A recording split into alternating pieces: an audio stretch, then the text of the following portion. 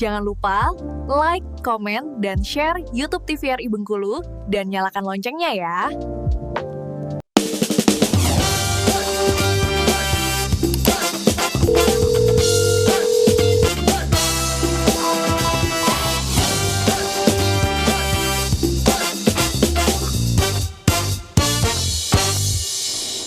Baik pemirsa, terima kasih Anda masih bersama kami di Dokter Kito Besamo Kito Sehat. Kita lanjutkan perbincangan kita masih terkait dengan cantengan ya pemirsa. Mungkin tadi yang belum kita sempat jelaskan terkait dengan komplikasi ya dok. Apa aja sih sebenarnya komplikasi yang bisa disebabkan karena cantengan yang nggak ditangani? Boleh langsung dokter Bella.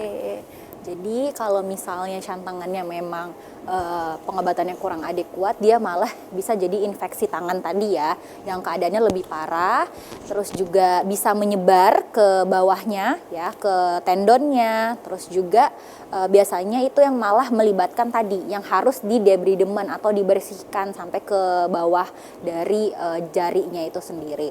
Komplikasi utamanya biasanya pada yang kronis ya, biasanya itu nail plate-nya yang rapuh dan terjadi perubahan warna pada kukunya. Biasanya itu aja kalau komplikasi. Nah, tata laksananya sebenarnya pada prinsip terapinya, kalau misalnya memang sudah ada nanah ya atau pusnya tadi, itu biasanya di insisi dan drainase. Tapi kalau misalnya dia masih kemerahan aja, belum sampai ke tahap ada pus, ada nanah, itu biasanya kita masih kasih antibiotik dulu pertama. Selanjutnya, kalau peradangannya tadi tanpa abses juga bisa dikerjakan di rumah. Apa itu? Dengan cara di air hangat dengan larut antiseptik. Jadi nanti tangannya itu bisa direndam 10-15 menit.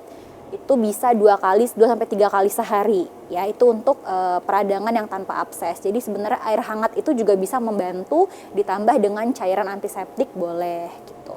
Terus juga kalau misalnya memang dia masih peradangannya tanpa abses, bisa diberikan antibiotik topikal ya, salep biasanya yang didapatkan dari puskesmas. Terus juga kalau misalnya memang gagal pada terapi pakai salep aja, maka akan diberikan obat minum gitu. Jadi nanti dikasih antibiotik untuk diminum supaya dia lebih baik respon terapinya, dan juga pada pasien-pasien yang memang ada kasus tertentu, misalnya ada HIV atau penyakit penyerta lainnya, antibiotiknya juga beda lagi gitu. Makanya memang harus ke vaskes ya. Oke, nah ini sama ya, kalau misalnya tata laksana untuk paronikia akut sendiri, kalau misalnya dia masih ringan karena dia masih akut, bisa direndam aja pakai air hangat, kasih antibiotik topikal tadi ya, atau juga nanti bisa dikombinasi dengan steroid topikal ya, kalau misalnya memang dia ada inflamasinya yang parah. Dan juga kalau misalnya untuk tata laksana yang kronis, intinya adalah menghentikan dari sumber iritasinya. Kalau misalnya memang tadi dia disertai dengan dermatitis, maka dermatitisnya juga harus diobati seperti itu.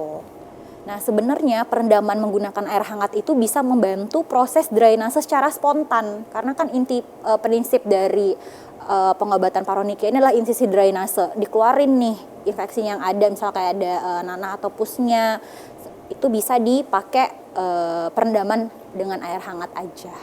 Nah, atau kalau misalnya memang sudah parah dan berulang ya, terus misalnya gejalanya itu ada nyerinya, terus tepi kukunya itu terlihat bengkak dan terdapat tanda-tanda peradangan, dan juga nampak kalau misalnya ada kuku yang dia masuk ke dalam kulit, maka akan dilakukan yang namanya tindakan roserplasti atau ekstraksi kuku gitu ya.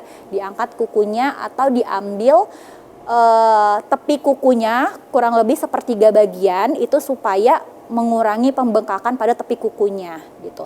Apakah semuanya akan diangkat kukunya? Tergantung ya. Kalau misalnya memang infeksinya sudah berat dan sudah mengenai seluruh satu jari gitu ya, biasanya diangkat seluruhnya. Tapi kalau misalnya memang hanya ada salah satu ujung jari, maka kita akan melakukan roserplasti. Hanya diambil sepertiga bagian yang menusuk aja ke dalam kulit gitu. Jadi nggak perlu takut pemirsa untuk datang ke vaskes ya. Nanti kita akan lihat terlebih dahulu. Terus bagaimana cara memotong kuku yang benar? Ini yang paling penting ya. Yang pertama, potong kuku dilakukan arahnya lurus agar menghindari sisi ujung kukunya terpotong terlalu dalam ya. Makanya nanti, dan juga kan arah tumbuhnya kuku itu dia akan lurus terus ke atas gitu ya, nggak melengkung-melengkung gitu. Makanya potong kukunya itu diarahkan untuk arah lurus. bentuk melengkung itu malah membuat kukunya cenderung tumbuh ke dalam. Jadi nanti bisa menyebabkan faktor untuk terjadinya infeksi. Dan memotong kuku dalam kondisi kering itu lebih sulit, maka disarankan untuk memotongnya itu habis mandi. Jadi lembab-lembab, kukunya juga lunak, jadi dipotonglah kukunya.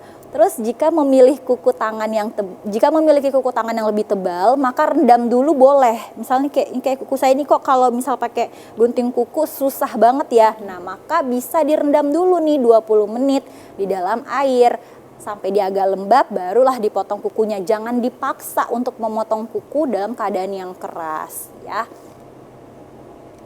Nah, prognosisnya ke depannya gimana nih ya. Jadi kalau misalnya untuk paronychia ini sebenarnya pada yang akut itu dia dapat sembuh dalam beberapa hari dan jarang kambuh pada individu yang memang dia sehat ya. Jadi sembuh, apakah bisa sembuh? Sembuh untuk cantengan ini. Sedangkan untuk paronychia kronis dapat bertahan selama beberapa bulan atau lebih dan dapat kambuh pada yang memiliki kecenderungan misalnya pasien-pasien tadi ya yang punya HIV atau juga yang penderita gula, DM gitu ya. Itu dia lebih lama sembuhnya, tapi juga harus dibarengin dengan pengobatan yang adekuat juga terhadap pengobatannya. Dan biasanya paronychia yang kronis itu kan dia juga udah ada infeksi jamur gitu ya. Jadi harus berbarengan juga, jamurnya diobatin, bakteria pun juga diobatin, biasanya kayak gitu. Oke, baik, udah banyak banget ternyata informasi yang udah kita dapatkan ya dok. Ternyata pengobatan yang tepat serta cepat itu nantinya akan mempengaruhi prognosis nantinya ya dok. Betul. Ya. Baik dokter, mungkin kita udah di ujung segmen ya dok ya. Juga minta untuk dokter Junia terlebih dahulu memberikan pesan kepada pemirsa dokter kita di rumah terkait dengan cantengan. Oke, pemirsa di rumah, cantengan mungkin terlihat sederhana dan kadang bisa sembuh sendiri dan kadang self-diagnose sendiri. Tetapi sebisa mungkin sebelum dia menjadi lebih parah, segera datang ke vaskes supaya penanganannya bisa lebih ringan, tidak perlu sampai mencabut kuku. Kemudian yang punya paronychia berulang, segera teliti atau cek apakah ada faktor berisiko penyakit lain. Dan jangan lupa hygiene-nya dijaga. Oke, hygiene-nya ya dok ya. Betul. Kembali lagi ke hygiene-nya pemirsa. Baik, kalau dari dokter Bella gimana nih dok untuk pesan kepada pemirsa dokter kita di rumah?